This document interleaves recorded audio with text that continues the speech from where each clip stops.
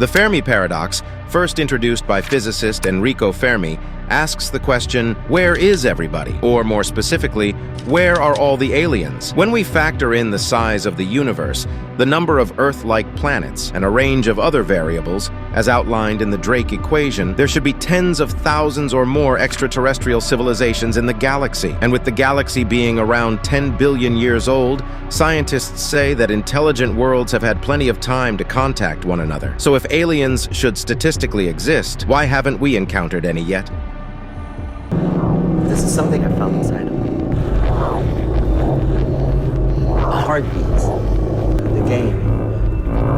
You can hear that. It's like Earth is special. The rare Earth hypothesis suggests that the chain of events that created life on this planet was so complex that only a biological perfect storm could recreate it elsewhere. While there may be Earth-like planets, none of them have exactly what it takes for intelligent life to develop. In other words, we haven't met any aliens because none are out there, or they are so few and far between that contact is highly improbable. The major factor that makes Earth so hospitable to life is its long period of relatively stable climatic conditions, which is due to the planet's unique orbit and position. Without our precise distance from the sun and moon, the planet would likely be too hot or cold, have too little oxygen, and be too unstable to support any life beyond bacteria. Paleontologist Peter Ward and astronomer Donald Brownlee were the first to introduce the rare Earth hypothesis. Even though nearly 15 years have passed since they published the theory, and Earth-like planets have since been detected, they are still confident that the odds of those worlds having life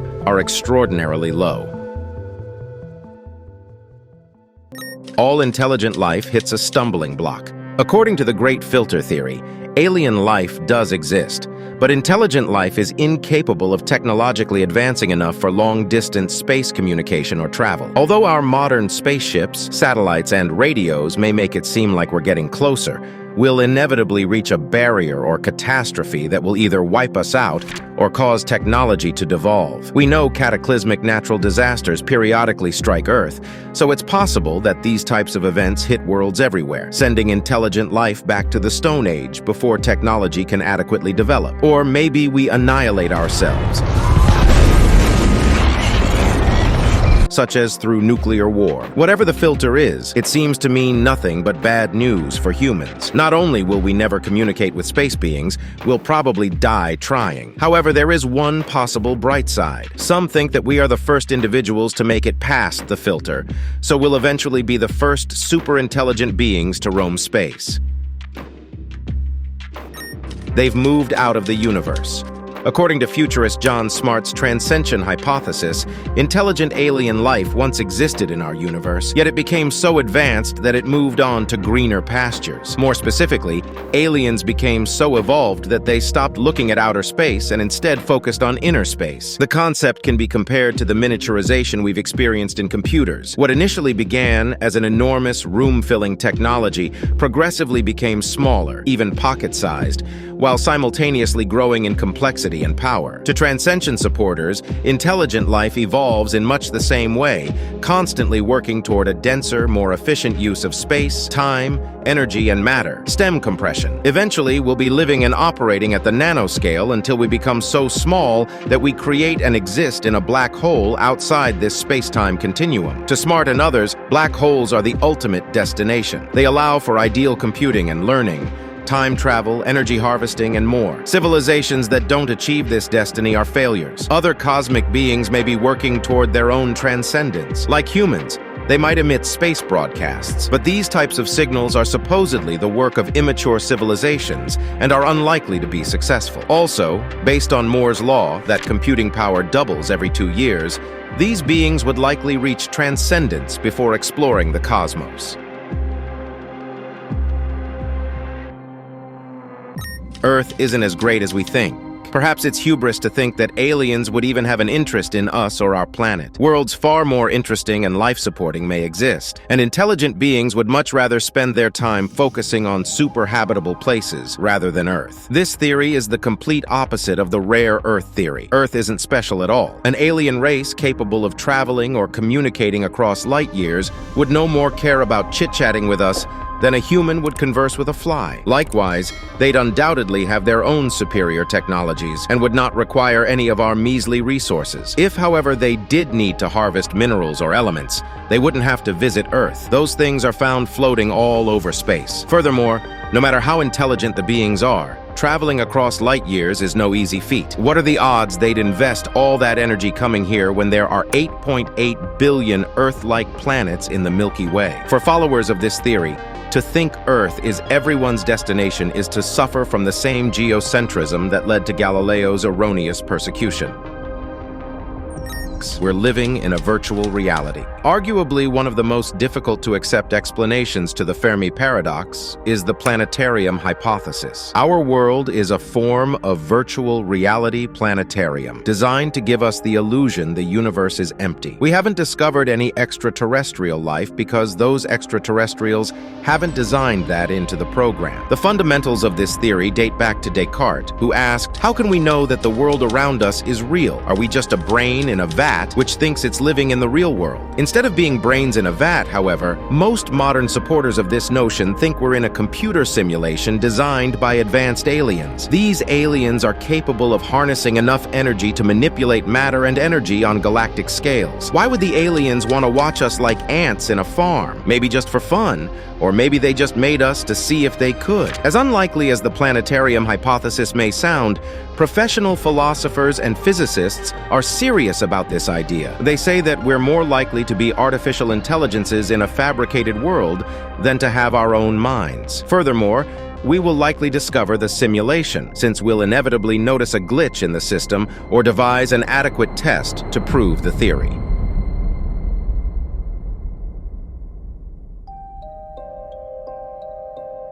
We live in the cosmic boonies. Although intelligent alien life might exist, our planets may be too far apart to make communication practical or purposeful. Earth may be so far away from other inhabited planets that we've simply been overlooked. If that doesn't feel lonely enough, some claim most other worlds exist relatively close together in clusters and are interacting with each other, while we're off in cosmic no man's land missing out on the party. The roots of this idea come from a mathematical theory known as percolation, which describes how things clump in a random environment. Based on the percolation theory, the universe naturally formed with areas of large, clustered growth and a few smaller areas of growth in outlier positions. Other intelligent beings are in the big cluster, and Earth is an isolated outlier. Instead of trying to make contact with these faraway beings, some, like Stephen Hawking, suggest that we continue to lie low. Hawking says that if we pick up on an alien signal, we should be wary of answering back until we have evolved. Otherwise, we may suffer a fate akin to the Native Americans after Columbus arrived.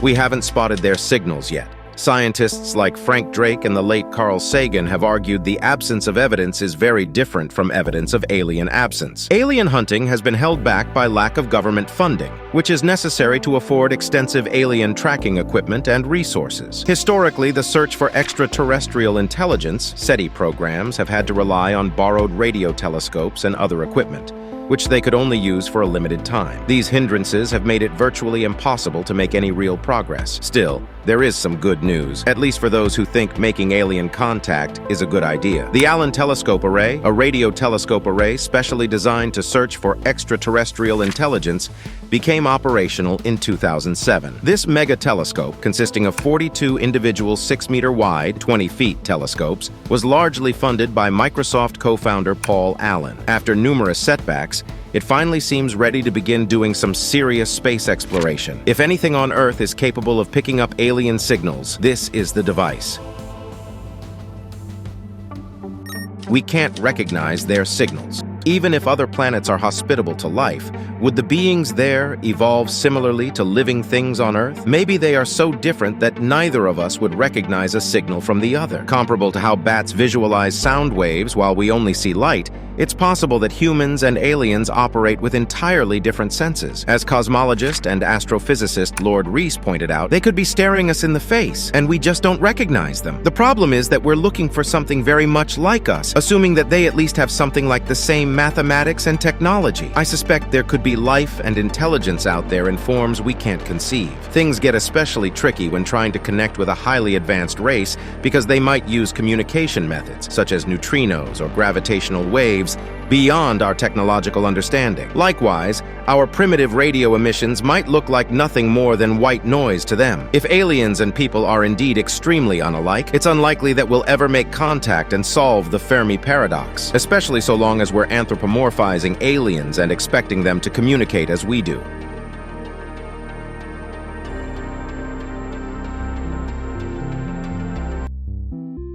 Super-organisms are inherently suicidal. The Medea hypothesis, coined by paleontologist Peter Ward, is the notion that humans and other superorganisms carry within themselves the seeds of self-destruction. In this way, it very much ties in with the Great Filter theory, since it suggests that we end up dying before evolving enough to make alien contact. The hypothesis is named after the murderous Medea from Greek mythology, who killed her own children. In this case, the planet is Medea, and all living things are her offspring. We don't want to die, but Mother Earth made us destined to kill ourselves. Extinction is built into our biology to ensure that we are eliminated before we create too much of an imbalance on Earth. Once humans become an incurable plague on the planet, we will do something to guarantee our own demise. Ward believes that almost all previous mass extinctions were brought on by living organisms. For instance, he blames the two snowball Earth periods from millions of years ago on plants that proliferated so wildly that they absorbed excessive amounts of CO2. This brought about global cooling and consequently the plant's demise. Similarly, if humans really are the root of today's climate change, we may be well on the way to guaranteeing that our own species can't survive on the planet. In short, our internal suicidal clock will run out long before we get the chance to connect with aliens. They walk among us. It sounds like science fiction, yet people in prominent positions are confident that aliens live and work all around us. For example, former Canadian Defense Minister Paul Hellyer gave an interview in 2014 in which he claimed that 80 different species of alien life live on Earth. Some of them, including Nordic blondes, look nearly identical to humans. Another group, the short grays, appear more like stereotypical aliens and stay relatively hidden from the general population. Hellyer is not alone in his claims. Physicist Paul Davies from Arizona State University and Dr. Robert Trundle from Northern Kentucky University have similar opinions about the existence of aliens on the planet. To Hellyer, Davies, Trundle, and those who share their beliefs, the Fermi Paradox has already been answered. Aliens do exist, and whether humans realize it or not, they interact with us on a daily basis. Despite experiencing a great deal of criticism from their peers and the public, these men continue to be outspoken in their opinions.